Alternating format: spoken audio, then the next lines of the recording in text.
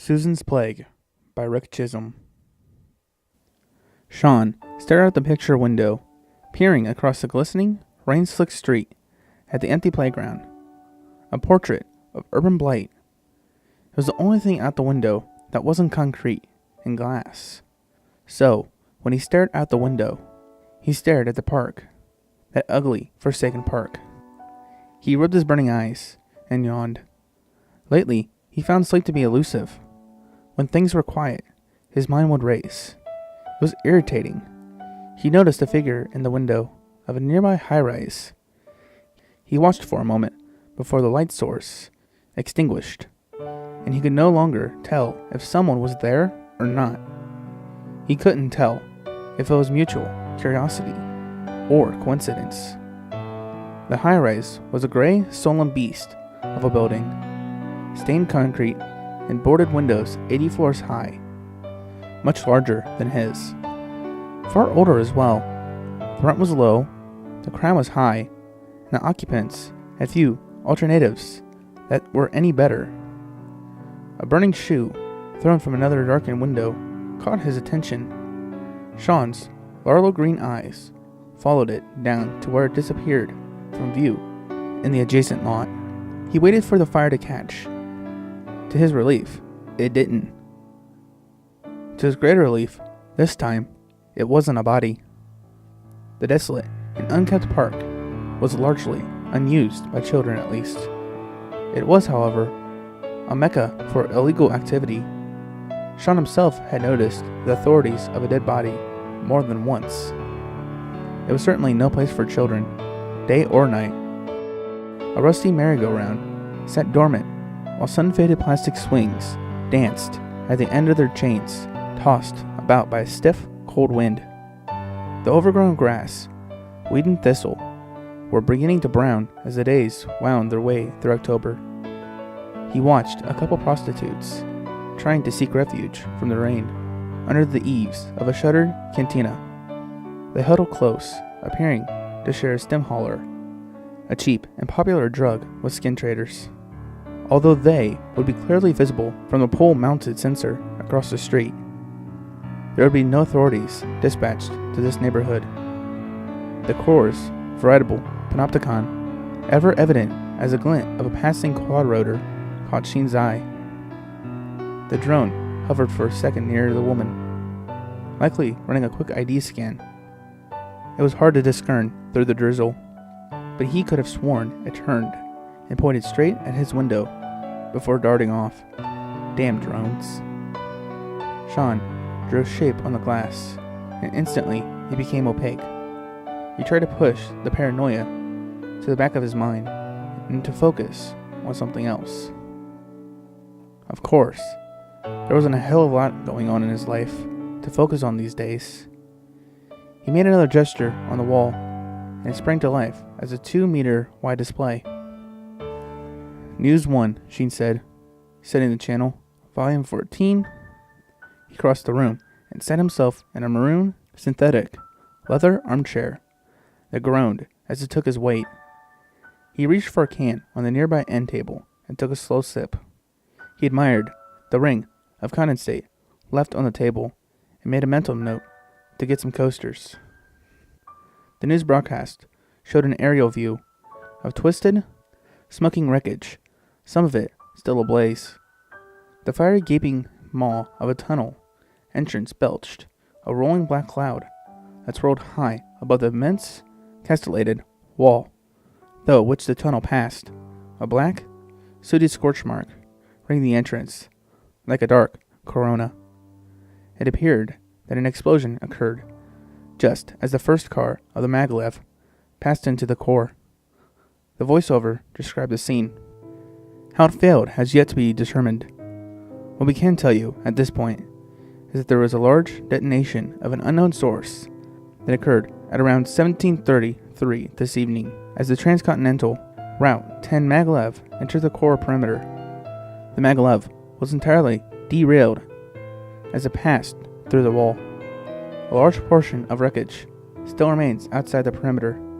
Medtech services and e-response teams are already on site.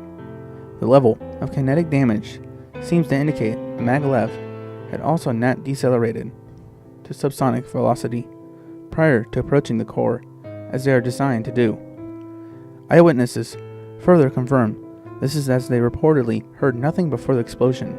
First on scene, E-Response Commander Frank Messler spoke earlier with the media and indicated chances of survival for the passengers was close to zero, saying this is likely going to be a cleanup operation, not a rescue.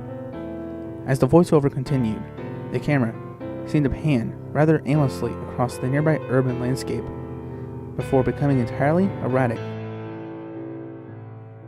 showing sky and ground and sky again. The network cut back to the studio. We apologize for that, folks. It would seem the media drone we were getting the feed from has suffered some technical difficulties. Our ground crew should be on scene shortly for continued coverage of this unfortunate tragedy. The news anchor deadpanned. Sheen didn't like it. The media would make it out to be terrorists, of course. It likely was. But it would just bring more surveillance, more drones, and more net sniffing. Ultimately, it made the activities that he was involved in just that much more risky. Damn drones. Audio. Joe Fairmont Solution. Sean cut off the newscaster. The display blinked and the room filled with sound. Sean ran his fingers through his jet black hair, closed his eyes, and let the music wash over him. For once, he would like to hear some good news, but it was always the same: the bombings, the shootouts, followed by plague updates, and the daily announcements from the Core Subcommittee for Information Exchange. You couldn't escape it, though. They piped their media everywhere. It was pervasive, and it carried with it Meta's never-changing message. They were in control. The terrorist threat was being dealt with, and you have nothing to fear.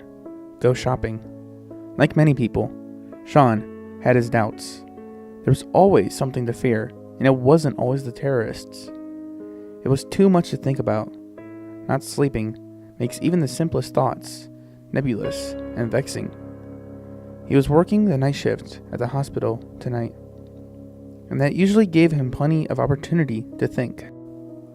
Working maintenance in the environment and infrastructure department meant long, boring hours, auditing inventory, scrubbing contaminated gear, testing regulators, and during downtime, crawling the net. He was 2 credits short of his geology degree, much to his own disappointment, but as he was on a full hockey scholarship, he had concentrated more on his games than his classes. When he injured his knee in a playoff game, the surgeons gave him 2 options: biomechanical augmentation or traditional reconstruction. Biomech is banned at the college level, and he would have missed the remainder of the season if he opted for reconstruction, which he did. It did not take long for the town scouts to look elsewhere. His minor celebrity status dissipated like a wisp of cloud. The scholarship was annulled, and he found himself unexpectedly at a crossroads. The first decision was easy: drop out and find work. But after that, he lost momentum and began to drift. His curator seemed the most disappointed. The prospect of having a professional hockey player meant potential big money for the drug farmer, who was granted a lifetime tithe from all the drugs he raised successfully. Some drug farmers did very well, just through volume, but raising an exceptional drug could have a big impact to the bottom line. Every curator dreamed of scoring a drug that exceeded the curve in some way. Savants and prodigies were prized possessions, and that is what a drug amounted to: a possession. Sean was born a drug. The term, given to people produced with farmed genetic material. In Meta, when your Procreate license is issued, unpaired citizens still must offer up genetic material. It's tested, sequenced, and sorted. Eventually, some samples are selected for production in the drug labs. Part of Meta's eugenics efforts, successfully cultivated babies, drugs as they are known, are then raised by curators on drug farms. Largely, the drug population forms the lower working classes, but some rise above that. Drugs were a step up from bioborns, but a world away from the custom-bred spawn of the elite. Sean was on track for an exceptional career for drug spawn, but that was before. It was not that he didn't like geology. In fact, he rather enjoyed it. I was looking forward to retiring from hockey to a career in that field. He just did not expect his retirement from sport to be so abrupt, or so soon. He was almost guaranteed a job at Barrow Resource and surveying through the closet thing he had to family, an adopted uncle, when he graduated. It would probably translate into a field position, working outside the Corps, if all the permits could be procured. Few people were allowed work outside the Corps. Fewer still actually wanted to. The interim territories were known to be harsh and unforgiving places, but the stories his uncle told him as a child seemed more like grand adventures, and that is what stuck with him. Some people still lived outside of the walled and secured cores, the huge, sprawling megalopolis like Meta. But the outsiders were generally assumed to be outcasts, lunatics, or simple undesirables. That didn't bother Sean. He still fully intended to complete his degree, but was currently somewhat sidetracked and taking a hiatus from all that. The position at the hospital allowed him the liberty of his own small flat in one of the old cities of the Corps, and provided enough disposable credit to live fairly comfortably. He began to think of the vast natural expanse outside the high, thick walls of the Corps, a landscape as foreign as the surface of Mars to most people. Yet, he yearned to see more of it firsthand. First, he would have to finish school, get the job, and apply for the egress permit. Meta had very restrictive policies when it came to travel outside its borders. Thoughts continued to spin in his head, which was beginning to pound. Exhausted, Sean nodded off in the chair, his head lolling to one side. A soft, hollow female voice awoke him. Incoming call from unknown. ID caller, please. Sean responded, still groggy, rubbing his eyes. Error. No ident available. Caller unknown. How should I route the call? She continued. Disconnect and block caller. Error. Disconnecting socket. Caller holding in queue. Before Sean could respond to this, she added, Queue full. All common sockets occupied. She started to say something else, but there was a click, a small beep, and several pages of information scrolled by in a blur on the video display. Finally, the scrolling stopped, and an error appeared. Tom system fault, EX 00000006F. System restart. The screen blinked, and a narrow face appeared, sporting a gap-toothed smile set under a prominent and crooked nose. Even more astounding was the caller's one pale blue and one green, flecked hazel eye that easily marked him as a bioborn, as if his other features did not already provide enough evidence. From the screen, the face peered at him momentarily before speaking. Hey Sean, man, you look tired. I should have known, Nick. How the hell do you do that? Sean replied. Call it an undocumented feature. The upside of it is I can create a secure socket for the comm link when the system tries to restart. The downside is, once I disconnect this conversation, your comm system probably won't work until the net techs make a visit to the local loop for a hard reset. Cripes, Nick. It could be a week before they get out here. Once I manage to put in the support request with them, it will probably be tagged low priority and shuffled to the bottom. I think they prefer to avoid coming out to the old cities, Sean lamented. His network provider, Falcon Data Systems, had notoriously poor customer service, At the best of times, he would wait a week for them to address a problem. Yeah, and you're in a good neighborhood. Well, I mean, overlook the paver junkies, the murders, and the curious number of fires. Anyway, I think they'll assign this one with higher priority, though. He snickered.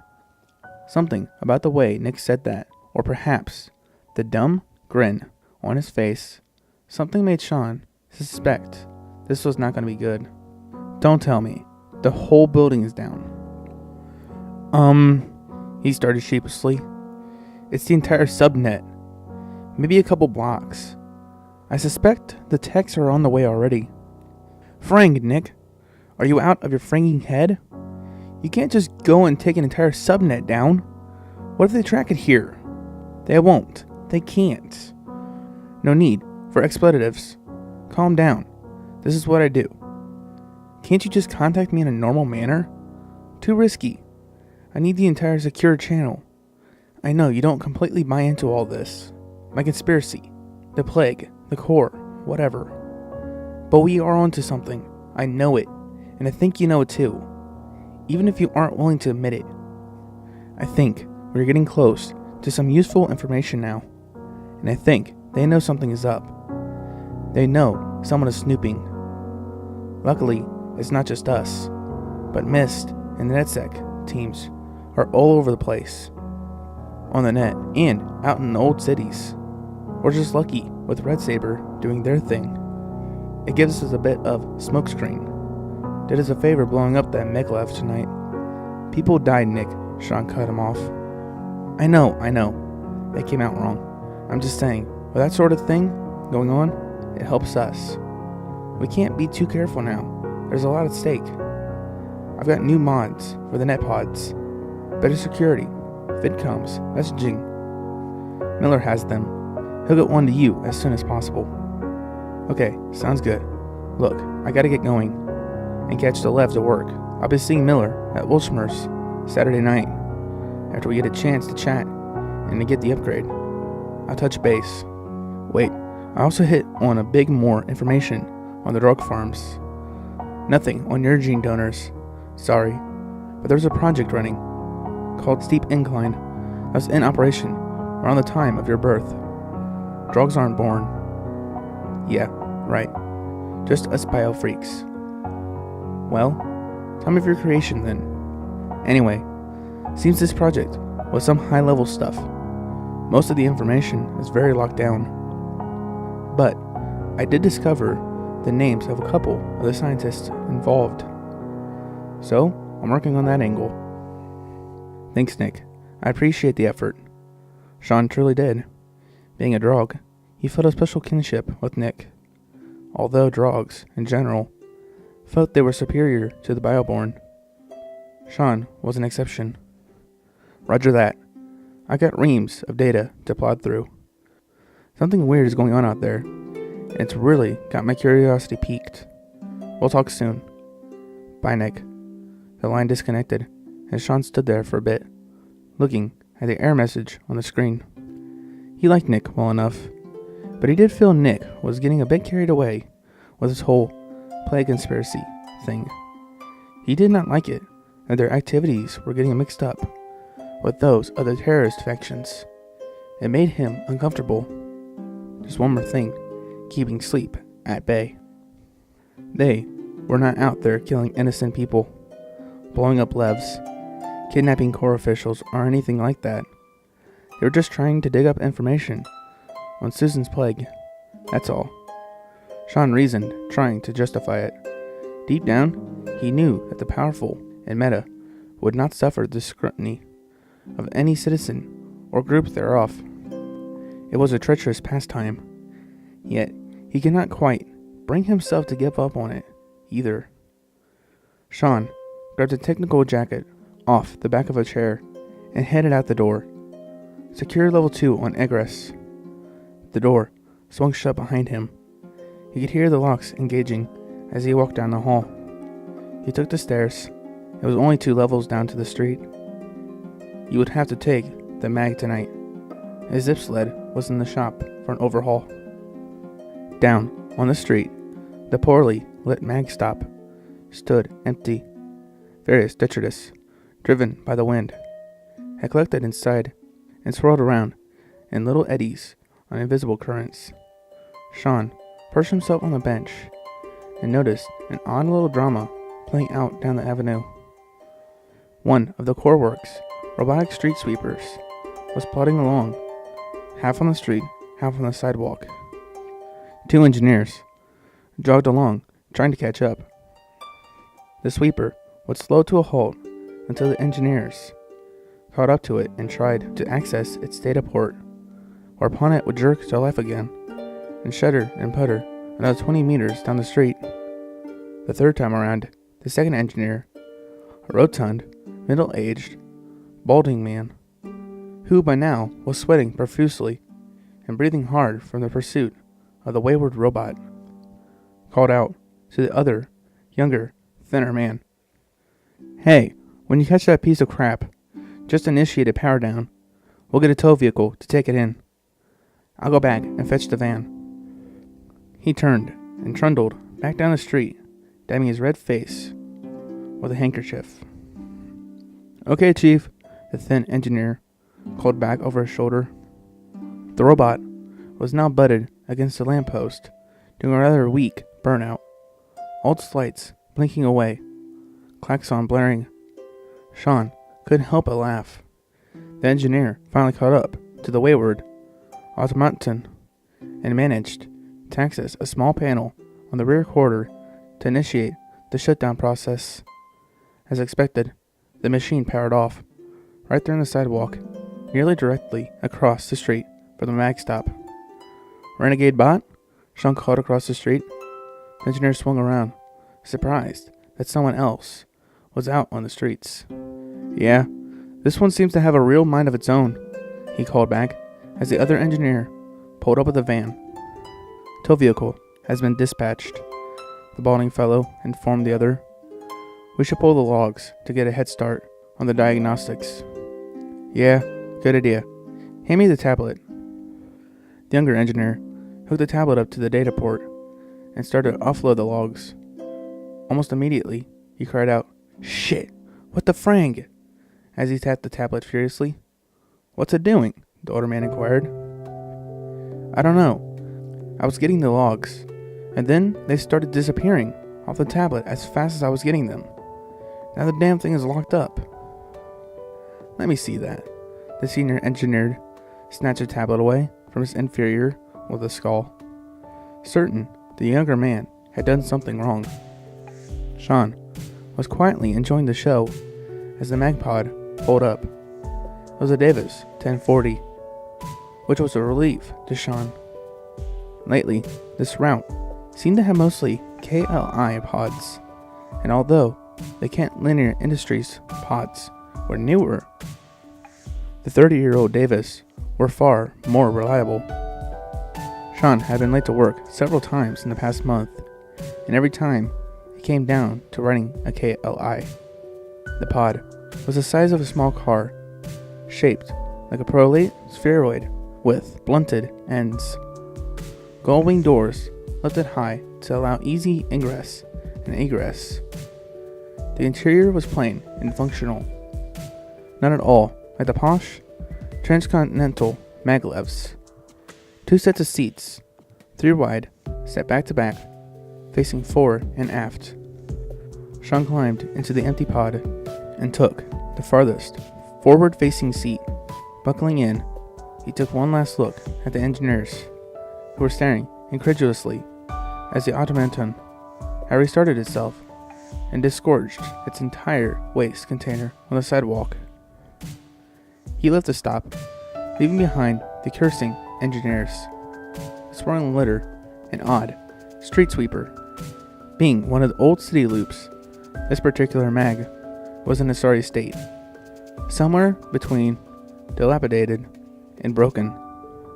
If one paused to think about this thing rocketing across the core at 300 kph being the present condition, one would likely choose to walk, and wisely so, Sean thought. The older mags had a deadly reputation and were involved in more than their fair share of incidents. They also lacked most of the safety features common to the mags that ran the major corridors and within the core proper. Presently, the pod glided along at a reasonable rate as it made its rounds to a couple more mag stops in the area. Only one other passenger boarded as the pod progressed through its route. Since watching the lighted landscape whiz past was a receipt for vertigo, Sean decided to stream some music from his net pod. He was still getting used to his Hexall auditory implants that allowed one to listen to audio sources via nearband. It was a bit of a splurge, but he did not have nearly the number of implants as many people. He began to think about what Nick had said, how they were onto something. He had to admit, they had actually stumbled across very intriguing data, but it was incredibly sparse, and Sean realized there was little context for that data, leaving it very open to interpretation. It seemed like everyone he knew also knew something who had died from Susan's plague, which made it feel a bit like a personal crusade for the truth.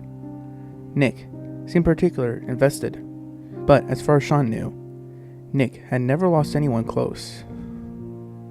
Of course, the truth could simply be, sometimes people die, and there isn't a damn thing you can do about it. However, it seemed odd that decades after science had relegated disease to a very minor role in the human experience, that something like this should appear. It was 12 years since the disease was made known to the public. People were likely dying from it long before that. Available information on the disease was incredibly sparse, only what the media outlets doled out. What was common knowledge is that the disease was viral, airborne, fatal, and incurable. There was a vaccine of questionable effectiveness, yet monthly injections were mandatory corps-wide. Refusal to take part in the program resulted in revocation of work permits. There was little excuse to avoid the shots. Automated injection kiosks dotted the landscape and did not cost a thing, so most citizens complied with the ordinance. The virus was rabies-like, with similar ugly effects, although apparently not related. People found to be infected were often detained by the authorities due to the fact that in the later stages of the disease, behavioral disorders were common and frequently violent. The Maglev reached a queuing zone where several pods would line up and await access to the acceleration lane that would push them out as a unit onto one of the main inner-city levelways. Once on the levelway, they would join up with even more pods from other sections of the old cities and proceed to the core proper. The old cities were very different from the core proper. The vast majority of the population lived in the old cities, and much business and industry remained based there. The core was the home to Meta's formidable military branch, Metacorsec 4, MCSF. Their internal security, MST, Meta Security and Tactical, often called MIST, into businesses and industries that the oligarchs deemed critical to the core. The old cities and the core proper were separated by kilometer-wide no man's land. All buildings in the core proper were low, less than a single story, and rounded, making the landscape appear like thousands of whales just breaking the surface. Bubble-like windows dotted the surfacing hulks like so many barnacles. The primary reason for this design was that MIST made use of sensor-laden watchtowers, and without tall buildings obstructing view, line of sight from the towers on a clear day was a good 30 kilometers. At the center of the core sat the main embodiment of power and control. Major corporate headquarters, military, industrial complexes, all together in a massive, monolithic cube, that Centurion. It was a city unto itself, fully self-contained and home to some 350,000 of the Corps' elite. MIST and MCSF were also based there. And of course, the ruling oligarchs occupied their fair share of space within those glistening black walls. During working hours, the population grew tenfold. The hospital was outside the core proper, near no man's land, in one of the more respectable old city areas. Sean arrived plenty early, clocked in, and headed down to the basement. Chad, his supervisor, was waiting as Sean changed into his uniform. "Got a big to-do list for you tonight, my man," Chad chided. Chad was a humorless, puerile, spiteful man, revealed in the power of his position afforded him. This made him a bit of a tyrant, and the issue was compounded by his lack of people skills. Chad seemed to have a smirk permanently stamped on his ruddy face, which along with his frequent off-color, if not entirely offensive, commentary made him disliked by both his peers and those who served under him. It was no secret that his powerful parents had everything to do with his continued employment at the hospital. His poor taste in topics of discussion was even worse when his audience was female, and several hospital staff had raised complaints over the years, but nothing ever came of it. If that was not bad enough, Chad also failed to take responsibility for anything that went wrong in his department. Instead, he had become an expert in deflecting blame onto his inferiors. For many, life under Chad was insufferable. Sean's minor celebrity helped a bit. Chad was a hockey fan with season tickets, and despite Sean being out of the game now, Chad still cut him some slack and left him alone to do his job most of the time. Sean also worked hard, was good at what he did, and gave Chad no reason to target him. He grabbed the list from Chad, poured himself a coffee, and set off for an evening of cleaning and repairing. Sean stopped on a landing to rub his bad knee.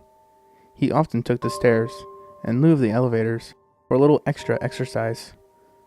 The fact that even now his knee still ached or worked hard was not lost on Sheen. It was not 100%, not even close. It was an everyday aching reminder of what could have been. The biomech option came to mind at times like these, but he had a hard time getting past removing a working part of his body and replacing it with some piece of machinery. It seemed wrong. He knew augmentation like that was hardly frowned upon anymore. Most people thought nothing of it. Some of the top players in the pro league were heavily augmented.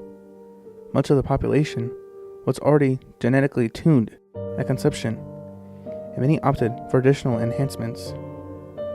He made it to the neonatal wing. There had been a batch of fetuses. They came to full term today, at which time the delivery teams retrieved them from the artificial uteri. The process is cold, clinical, and semi-automated, but the mess left behind after 150 babies are delivered needs some manual cleanup.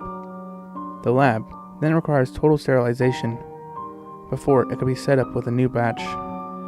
That was Sean's duty. As he approached the lab, pushing a cart full of the necessary equipment, one of the neonatal techs came out the lab door and almost got run down by the cart.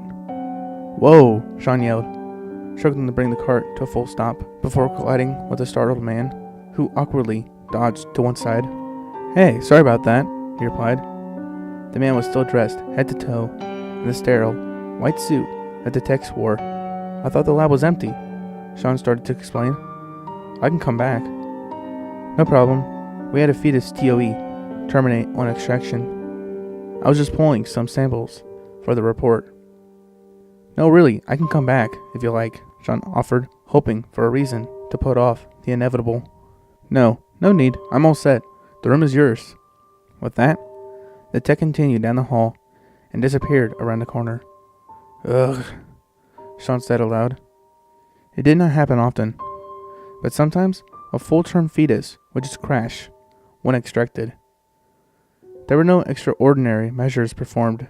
When a fetus coded, they simply moved on to the next extraction. This was one of the parts of the job Sean truly detested. But the disposal of the body was his domain. He donned his hazmat gear and went to work. He was not sure why it upset him to the extent that it did. Maybe it was that no one would say goodbye. The little, unnamed child would not be mourned or missed. It was a person that would never be. The parents-to-be were notified electronically that their offspring delivery would be delayed due to technical issues, and their stored, frozen embryos would be used for another attempt. Being a drug likely had a lot to do with his discomfort. The first time it happened, Sean disposed of the body as he was instructed, but it bothered him so badly he had trouble sleeping for days. After that, he came up with his own little ritual that helped ease his conscience.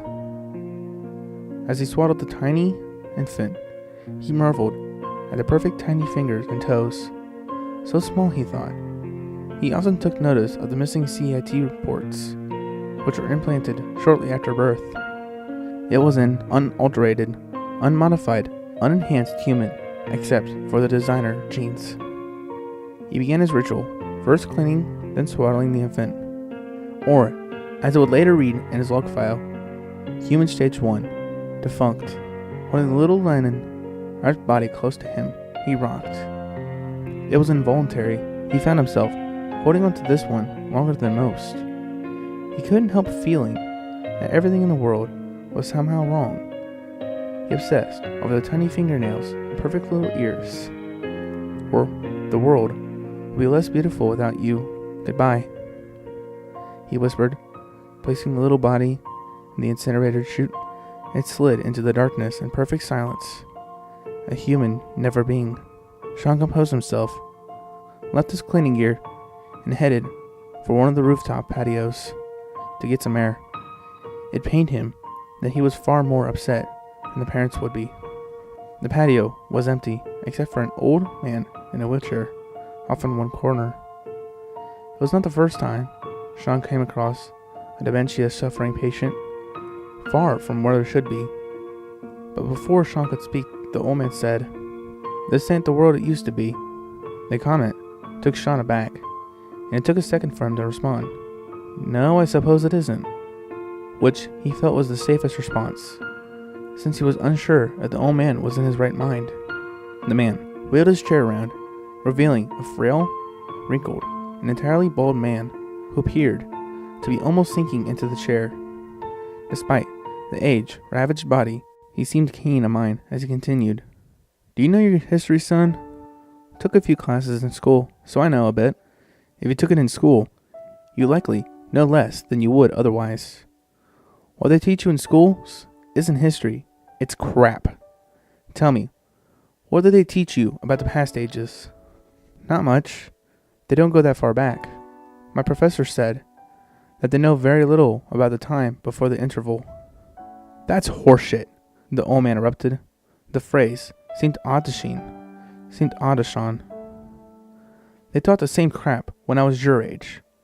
Although I was lucky enough to have a professor who did not think that was good enough. He believed there was much more information about the second age than what we had. It was out there somewhere. He was a renowned researcher of pre-Antonian history, respected among his peers, loved by his students with a thirst for such history." "Sounds like a good prof," Sean remarked. "Yes, he was, and then he disappeared." "Oh?" "Those are oligarchs. You know, they have pre-Antonian information, and they keep it for themselves. They don't want anyone to know what they know, and they'll stop at nothing to keep it to themselves." The man continued ever louder, growing more agitated. "Does anyone know you're out here?" Sean said in a calm voice, trying to change the topics and diffuse the escalating rant. They silenced him, as they do with anyone who meddles in their business. They do not tolerate dissent. You cannot question their authority. Think about it. Sean, not in a mood for a philosophical debate, tried to extricate himself from the conversation. "I really have to get back to work." "Fine. Ignorance is your prerogative," the old man huffed. spinning his chair around so he once again faced out towards the city lights. Sean took that as a chance to steal away back into the hospital.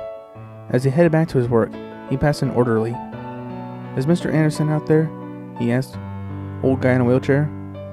"Yeah, sounds like him," Sean replied. "He's ranting about something." "Off his meds again," the orderly said as Sean slipped into an elevator. Sean made every effort to stall his eventual return to the birthing lab, chatting with hospital staff along the way. He even grabbed a stale snack from a vending machine he passed by and took considerable time to leisurely consume the stale snack. Despite his efforts, he found himself all too soon back at the lab, the bright white room full of stainless steel, glass, and sadness, where the job still waited to be done. He donned his gear and begrudgingly went to task. He thought it odd that this room technically was a place where life began, but to him, it always felt more like a tomb.